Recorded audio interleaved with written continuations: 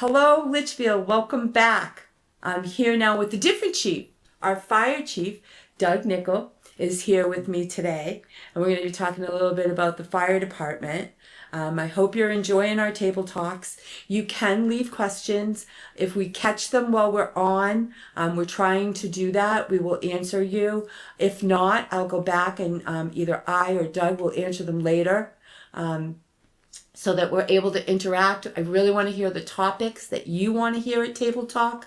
It's meant to explain what's going on at Town Hall, what's going on in the town, and to dive deeper into some of the things that have been confusing to people that we're dealing with. So anyway, welcome, Chief. Good to see you. Good to see you too.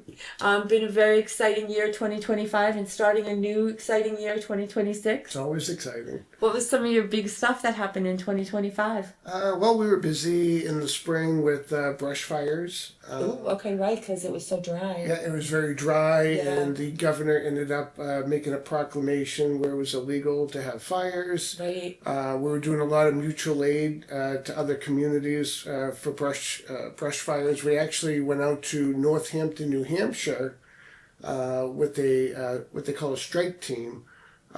When there's a fire in another county, so that you don't pull all the resources out of one county, what they'll do is they'll call up a strike team from another neighboring county to go in to supplement. Oh, okay. And so Litchfield, Derry, Londonderry, Bedford, New Boston, Goffstown, we all went up and spent the day in Northampton at a 4-acre brush fire that was there. That must have been a learning experience for some of the younger Yes. firefighters in town as well. Yeah, it definitely was. Yeah, as well as a great understanding of the power of nature, because a lot of these brush fires were just starting. Mm-hmm. Yeah. It's just They weren't started; they were starting themselves. Right. Well, we had a dry year in 24, and actually we were in a drought in 24. Right. And then luckily towards the end of 24, we actually got rain. So technically it took us out of the drought. But then as soon as we got back into 25, it didn't take much to put us. I do love those real hot summer days. I do love them, but our farms and our firemen would prefer that we got a little bit more rain than I'm looking for. But yeah, so I don't know what I know that the Farmer's Almanac said that the snow that we've gotten so far this year, they were right on with this. They had predicted that this was going to be a really snowy winter for a change. We haven't had one in a while. I'm hoping this helps with our drought as well, because we haven't. Will help. It will help. Yeah, we really haven't had a lot of snowy winters, and it helps with the farming coming into it as well. So when you're growing your own gardens, a good winter with packed snow helps all the way around. What else did you do this last year? I know you had your CERT program that was started a couple of years ago. Is still going strong. Yeah, so we have the CERT team. The CERT team actually is meeting tonight. They meet on the first Monday of every month. We have a core group, I'd say, of probably like 10 or 12 people right now. If anybody ever wants to volunteer and get involved, CERT team is a good thing to do. It basically teaches you what to do for your own family. If there is some sort of natural disaster, And CPR. it teaches you CPR, how to shut off gas. It teaches you all sorts of things. They do Stop the Bleed, which is a new thing that people are doing where, with the domestic issues that are going on in the country. So there's a lot that it can offer. Right. And also, we're in the process of maybe trying to do a regional team. So, which would be nice. And you found out some information while you were at the resource fair last week. Yes. Yep. So at the resource fair, I was able to get around to some of the other tables. Yep. And we found out that the city of Nashua no longer has a CERT team, but their director has some grant money. And if we can form a regional team, we could use that grant money in order to buy equipment for the CERT teams, but it also would benefit Litchfield and surrounding communities because, there's not a lot of need right now for to activate a CERT team, and you don't want people to lose interest. Right. So by broadening everything out, we could make a regional team where if town of Merrimack has an issue or they have something going on and they need help, we could activate our members to work with their members. I know Londonderry has come to support Litchfield's CERT team quite frequently, and Yes. they're very involved in training with us and everything, which is great. I started with the CERT team when the topic of the 4th of July parade came up, and it was like we don't have the staff to pay to do that type of a thing, to block off all the roads to go down Albuquerque, and you had the idea of a CERT team anyway. We kind of combined the 4th of July parade with the CERT team, Right. and the next thing you know, our CERT team was born of a need, which is typical in Litchfield. Volunteers show up for when we need things, and I found it to be really interesting. I did the CPR of it. I know since I've become a selectman, it's been tough to get to the meetings, which is, it's unfortunate because you do interesting things like they'll bring the CERT team into the woods, right? Didn't you do a search? They did search and rescue. We brought Yeah. the American Red Cross in to teach the team how to set up the town's emergency shelter, which, the way the weather's been, whether it's the snow or even in the summer with the drought conditions, there could be a time that we need to set up the high school for an evacuation Right. shelter of some sort. And so they taught us all the skills that were required and the paperwork involved in running a shelter. So this is like such a great thing. If you have an interest in any of this, you never know when we're going to need it, but you learn, like you said, a lot of things that will help you in your own home, CPR and stop the bleed and things like that. Or if you're on a road and you run into a situation where someone's hurt, that you can at least help before help gets there. Right. So it is a great program. I'm really glad we offer it. It's a very comfortable group. They're very friendly, and I really appreciate that we do it. And the fact that regional with helping with our own expenses would be great as well. That'd be great if we could do that. Yeah, I know you work hard on grants, Doug. Your whole group does, and we really appreciate that as a town. I know that we've had a lot. How many calls did we have last year? We had just under 900 calls, high 800s. In the year before that, we had just over 900 calls. And okay, so we're running steady around that. Yeah, so It has increased though. oh, it definitely every year it generally increases at least by 50 calls. This past year it fell back a little bit, but our calls are becoming more major of calls are happening. We've landed Boston Med Flight a number of times. Yeah. Our calls that we're having are taking longer durations to take care of. We had a large propane leak at a house actually down the road not too long ago. Right. Where we had to block off Albuquerque for a couple hours while we dealt with the hazard. So our frequency of calls have gone up, but also the type of calls that we're having more major calls that are happening as well. Okay. So now we're looking at a situation where it's harder to get on-call firefighters living in town. Why is that? Well, it's been a trend over probably at least the last 12 years where whether it's full-time, it's hard because there's 20 years that somebody works in the system and then they can retire. There was a great pension system that was going on before, and then what happened is the state changed the pension, so it's not as great as it used to be. So people before were getting involved with the fire service for the pension, and also because of what we do. Now that's not happening so much. So the full-time departments have all these openings. So now when somebody gets onto a department, typically what would happen is somebody would start on a call department, get a number of years of experience, and then hoping that there'd be one or two openings on a department, they would get hired.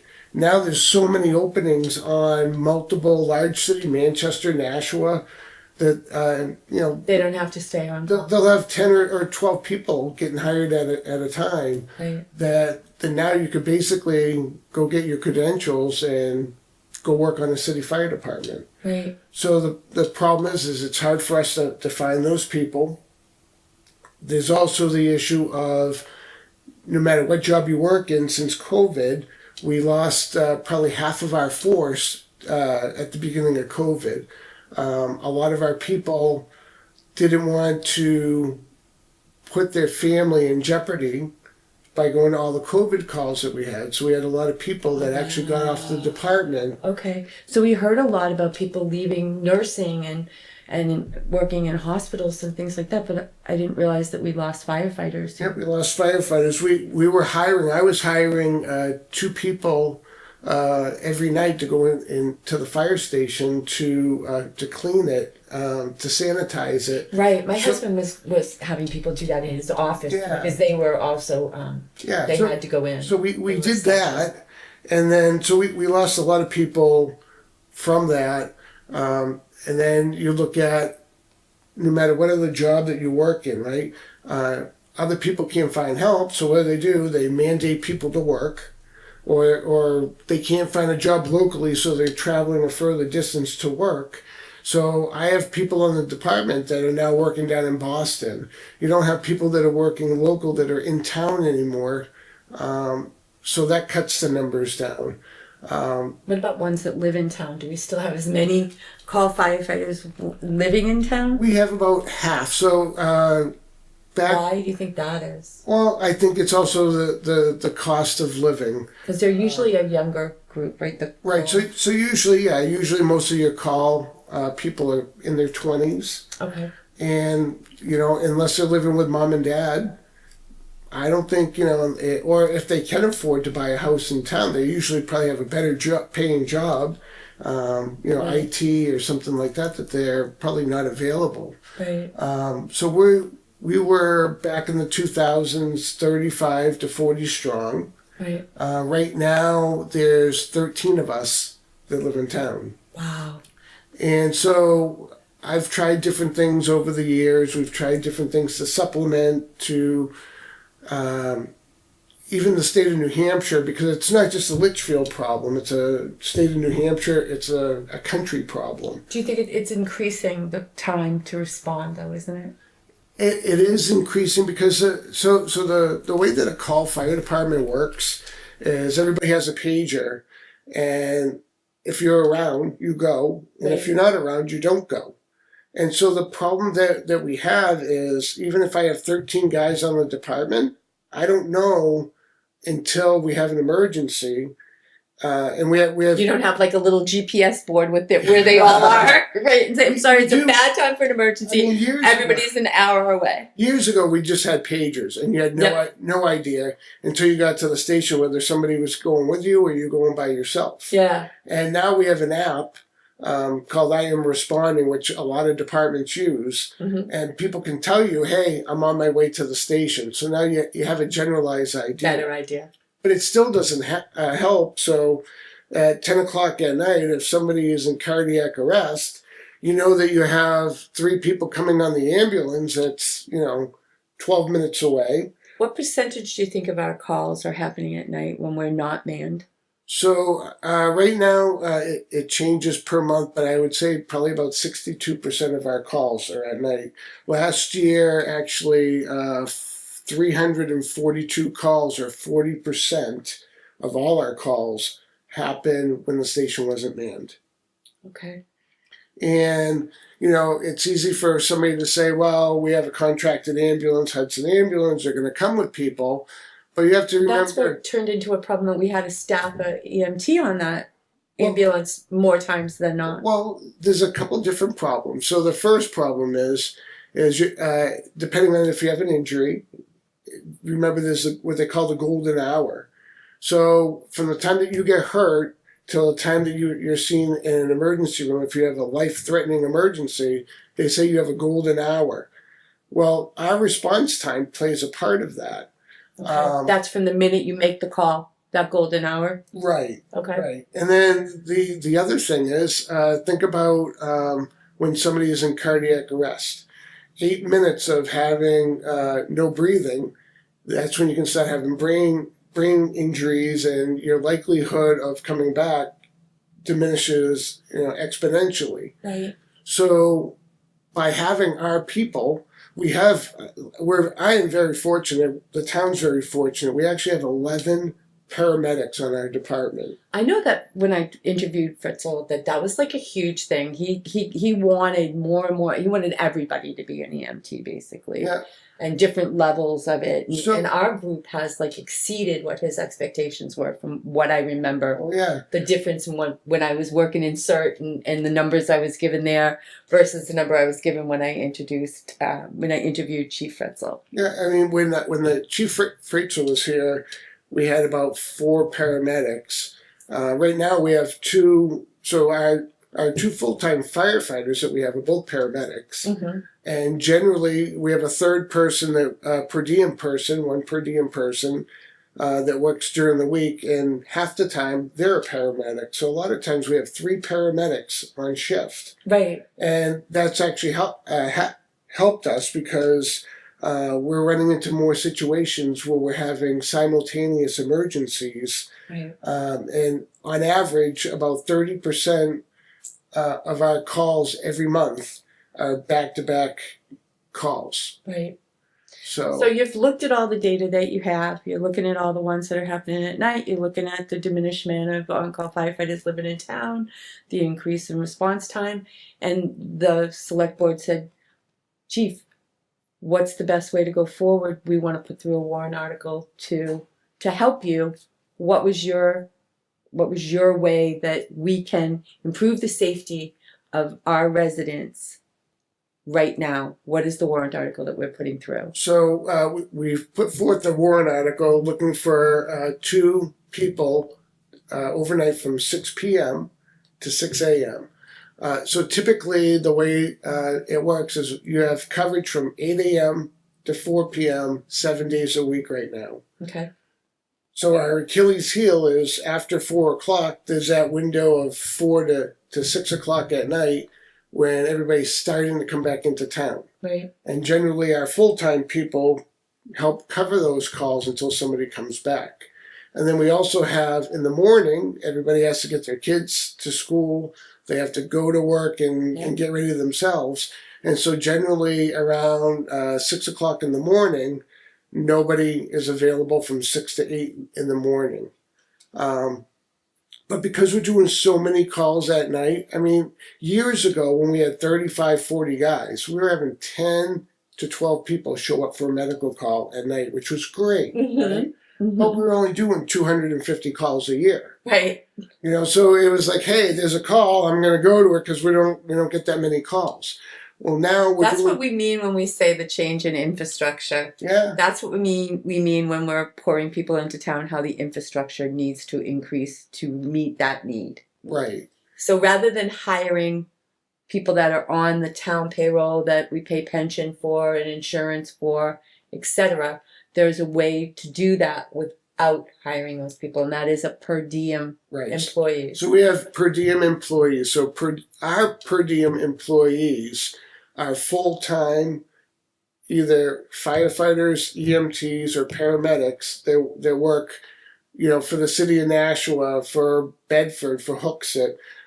They work for any of the towns around, so we don't have to pay for their training. Okay. They already come to us trained, and they're doing the job on a regular basis. Right. So they have experience. So they're experienced. They're reliable. We can count on them. And we don't would we have the same people all the time, or would we have different people?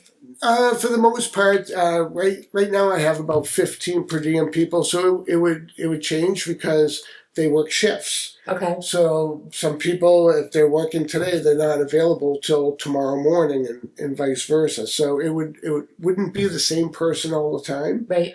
And to be a per diem person, you have to work under, I think it's 32 hours a week. Okay. So what we would be doing is this would be a 12-hour shift from 6 p.m. till 6 a.m. Right. No different than what the guys do during the daytime. They would come in and check trucks. They would restock equipment.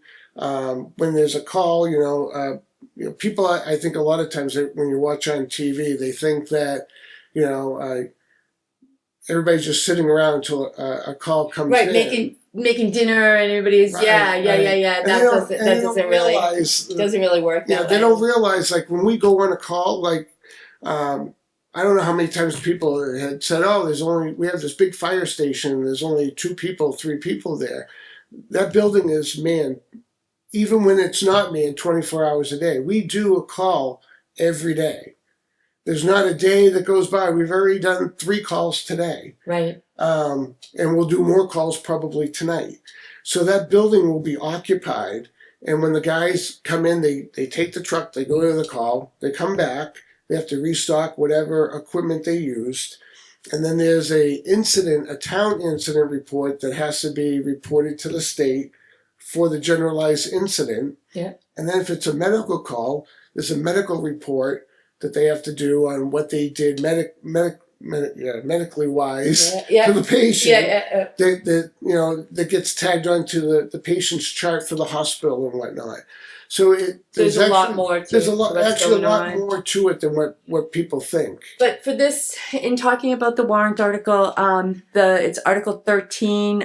This year, if it passes, it needs a 3/5 majority to pass because it's increasing people working. I imagine that if we run this for a year and you're like, we didn't need this, we'd probably go back to the drawing board. Right.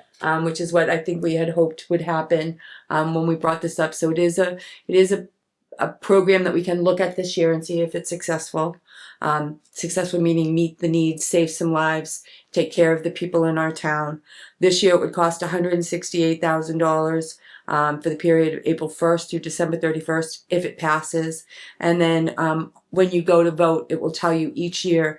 After that, it's about $100,000. The first year, second year, it's $218,000 a year, and it's a tax impact of 3 cents a thousand, which to save your life and the lives of your family, I think we need to think that that's what we're paying. And I think what needs to be brought up too is the fact that if I can't get people to respond to the call, I mean, we have to provide for our residents. If I can't get people to respond and we didn't have these per diem people, the town would be hiring more full-time people that you're paying higher wages, benefits, and everything for. Right. So basically, that's the attractive part to me. Right, because you're getting 2 people for probably cheaper than the cost of actually it'd be a lot cheaper than hiring somebody with benefits. Right.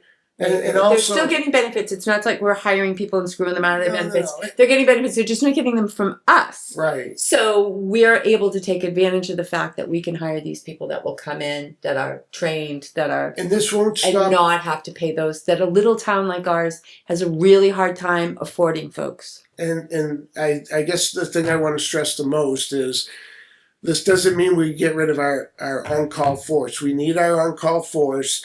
All this does is the minor calls, or what I'm going to call the everyday calls of, medical calls, these 2 people will be going to, so that the 13 people that I do have can respond to when we have a second call, or if we get something manpower driven, a house fire, a car accident, something that needs a lot of people. Now they're rested up and ready to go to these calls. Right. Versus right now they're overtaxed because they're trying to go to these calls, and sometimes it's hard getting people to, like you said, go. Right. We're playing Russian roulette because the demographics have changed. The population has changed. The culture has changed. From when we were an all-volunteer fire department, the world has changed from those days. As much as that was a beautiful time in our world, it's gone. No, and the last time that we had 13 firefighters on our fire department was in 1975. Oh my God. When the fire department did 32 calls a year. So we are doing a lot more with a lot less right now. Yeah. Well, we appreciate you. We're very lucky to have the fire and police department that we have in town. You guys are great. When you show up, you know, it's always reassuring to see that you guys are there. You're a strong force. We have a great group of men and women for sure. You really, really do. You really, really do. So I'm hoping to do more of these. So maybe you can come back and talk about another project that you have going on. Let us know how the regional, let us know how CERT's going. Sure, I can do that. Yeah, so Table Talk is right now, it's really ramped up because the elections are occurring. There's a lot of information to get out that are more than just a piece of paper to read. There's people behind the story and reasons that it was developed. So I hope you got something out of it. If you have any questions or any topics you want us to cover, please let me know, and I will try to get somebody to come in here and talk to me about it. And also, I just want to throw out there, if anybody ever has any questions, please come into the fire station and we'll answer any question that you have. Yeah, I mean, you're pretty open. You're pretty open. I mean, I think a lot of you guys have been to the open houses that you have, and everybody loves to watch the fire parade that we have every year in October. You like doing those too. Yeah. One of these days you're gonna have to let me take a ride in one of those suckers. I never have.